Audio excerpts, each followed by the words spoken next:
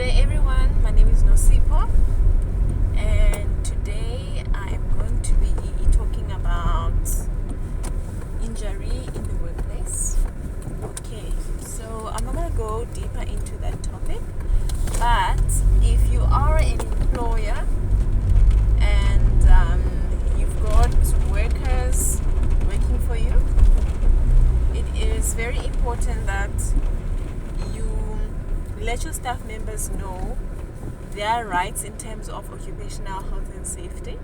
So let's say, for example, if they are injured in the workplace, so they need to report. Okay, so what happened is that I'm on my way to see a doctor because I injured myself actually. So I was working in the server room at work, and one of the guys, the technicians, the aircon technicians, they came to check as to where the aircon, how the aircon is connected on the ceiling, on the roof of the building, because there is construction taking place, so they can't figure it out. And they came with a tank, a nitrogen tank,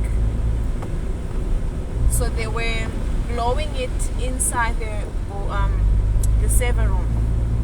They were blowing it outside so that they are able to trace as to where the pipe is, because now they've removed everything and they can't find as to where the pipe is. So that is chemical number one. And also in the server room we have computer equipments, and most of them, they have batteries with them. You need to, in order to operate it, like for example the laptop, we need a battery, and some of the equipment are old. I'm talking about equipment that are more than 10 years old. So you know, when you have, let's say for example, if you have a torch at home, if you keep it for too long, then a torch, if you don't remove the batteries at the back or you don't change them, you just keep it there for too long. So what happens is that, I think the chemical is called lithium. So the torch inside where you keep the batteries, they become old, they sometimes explode, or you'll notice that there's a leak inside. It spills out and it damages your torch and other equipment maybe that are close by, or items. So in my case, I don't know what happened, honestly. I can't say it was a battery or it was the nitrogen. I asked the technicians when they came back about the nitrogen, how dangerous it is if you touch it with bare hands, and they said nothing happens. But I told them what happened to me. I'll tell you what happened to me. So I also checked on Google, on the internet, to find out as to what happens if someone touches nitrogen. But the results that I found there are not what happened to me. Anyway, so while I was working on the server room, after I worked, so the technicians were working there, they completed what they were doing, blowing the air through the aircon up to this the roof, and then they had left. So after they have left, I went inside to work on the laptops and also the other equipment around. After I've completed, I went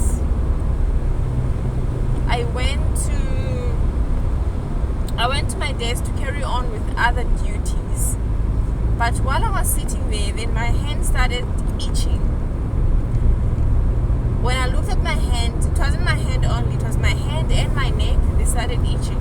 When I looked at my hand, I noticed that was as white as paper.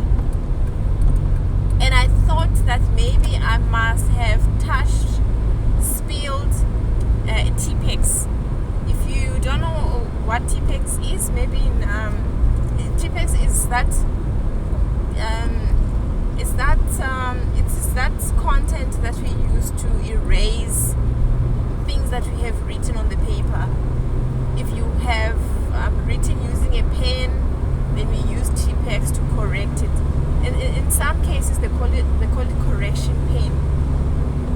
Anyway, so what I did, I used a sanitizer. I used sanitizer because I thought my hands were dirty from the T-Pex, and I wanted just to make sure that the T-Pex doesn't stay long. It removes quickly, but it wouldn't come out. So I used sanitizer again, and then I tried to stretch it out, but there was nothing coming out. I even checked my nails to see if maybe T-Pex is inside my nails, some residues of T-Pex, but there was nothing at all. And then I noticed that it was actually under my skin. Then I went to wash my hand with soap and water, and still nothing came out. So I thought, you know what, maybe I'm just not thinking straight. Maybe this thing will just go away. Maybe I just didn't know actually what it was, but I thought it would go away with repeated washing.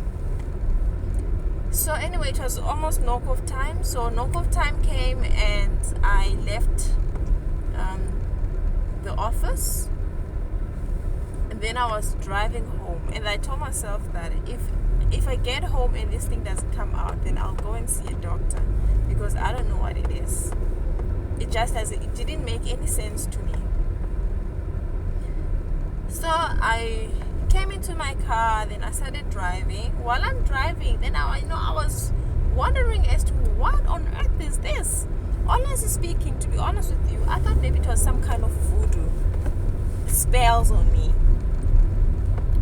And I looked at my hands again. Then I noticed that the white substance was disappearing. I wasn't sure as to why did it disappear.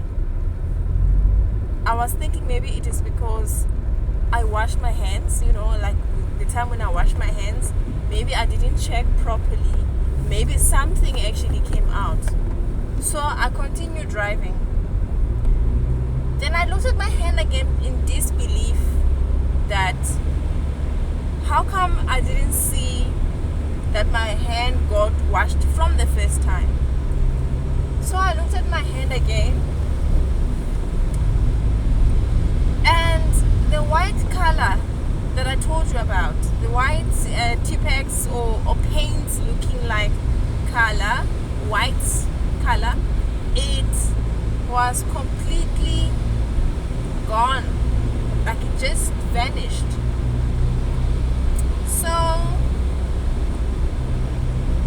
I thought maybe if I get home and I look at my hand again, maybe I'll see it, because in the car, like as we're speaking, the weather is not good at all. It's winter here, and we've got the air cons up.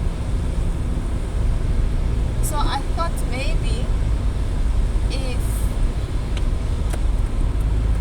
if I get into a place where it's cold, maybe it will come back again. I thought maybe my hands were cold.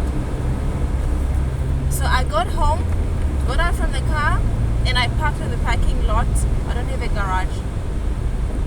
So I went inside, and then nothing. It was completely normal. And then when I spoke to my family members, I told them that this is what happened to me. I showed them my hand, and there was nothing for me to prove that there was anything that I've touched. Like, it was amazing, like from white like this to normal like this. It's just amazing. Anyway, so it was then weekend. Then on Monday I went to work. While I'm at work, then my hand started feeling rough. It started feeling rough, but then I just ignored it. And I just used the lotion because it was feeling rough. What else can I do? I didn't know. I thought it was just being rough at all. So I then I just continued with my work. I didn't pay much attention to it. Then the next day, then my hand started like cracking.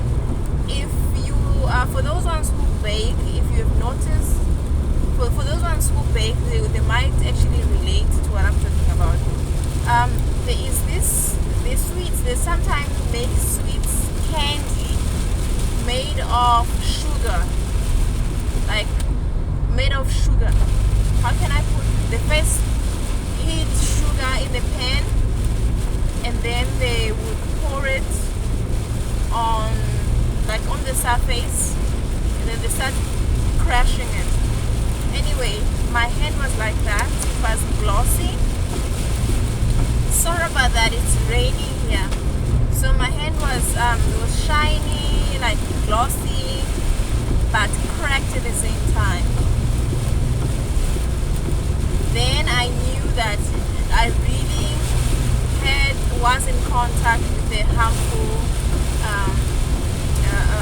material. So now I'm on my way to see a doctor. What I did, I had to fill in a form. I filled in a form.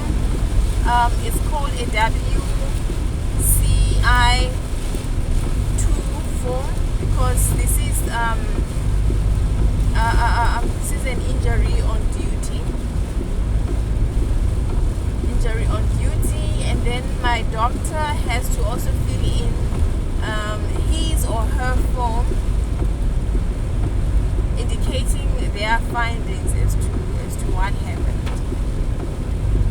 Okay, so anyway, I thought I should just share that with you. Why am I sharing this with you? I'm just sharing this with you so that if you are working with computers as well, like I am, like if you are working